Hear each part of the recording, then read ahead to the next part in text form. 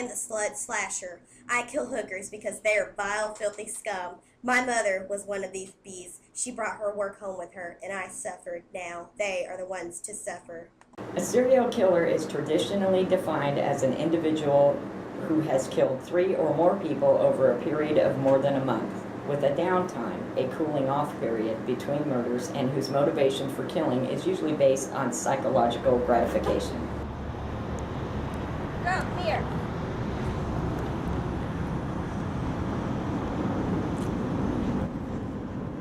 How much? For how much? How long? 3 hours. Alright, get in the car. Let's go.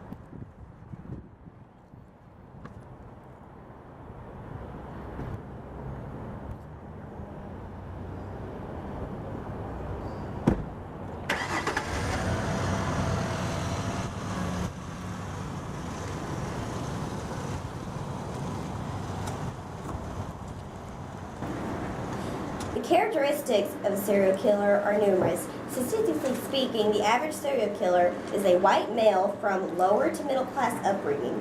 In fact, over 90% of serial killers are men. Most serial killers are in their 20s or 30s.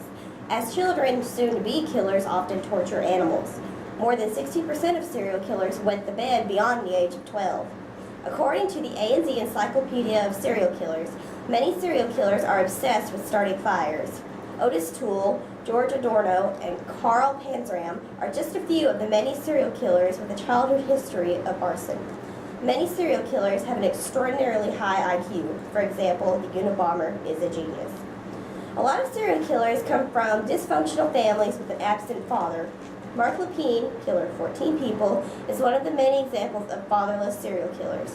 Many serial killers suffered through childhood abuse. The Boston Strangler, Albert DeSalvo, was even sold off as a slave by his alcoholic father. Serial killers often have a history of attempted suicide. So why did you decide to bring us here?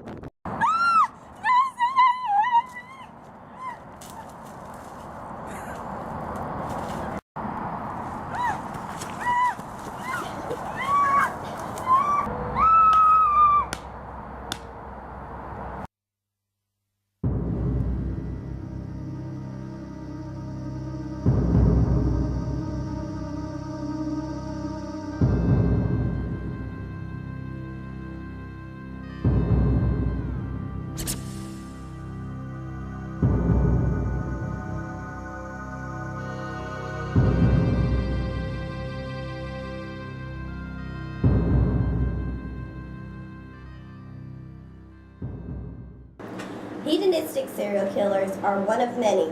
This type of serial killer seeks thrills and derives pleasure from killing, seeing people as expendable means to this goal.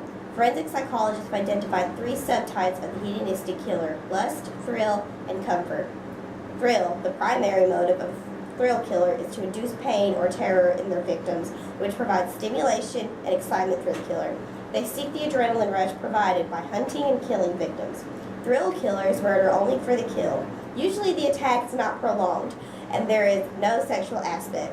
Thrill killers can abstain from killing for long periods of time and become more successful at killing as they refine their murder methods.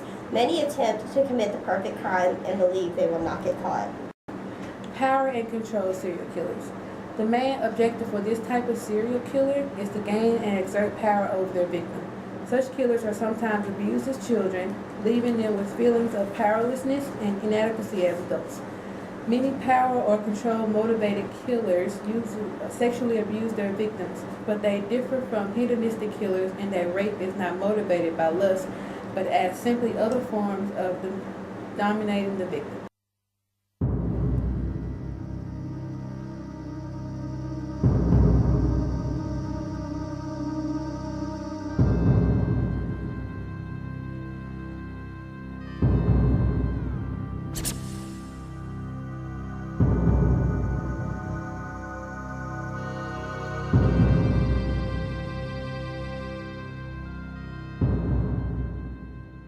5 steps to protect yourself. 1. Be aware of who you talk to. You never know who could cause you fatal harm, so you need to be careful of the strangers you talk to. Don't give out personal information to someone you just met. Don't post it on the internet where the public can access it, like a personal blog or website, a Facebook profile, a MySpace profile, or any other place that anyone could access easily. Number 2, know your surroundings. Be aware of the people around you and the environment.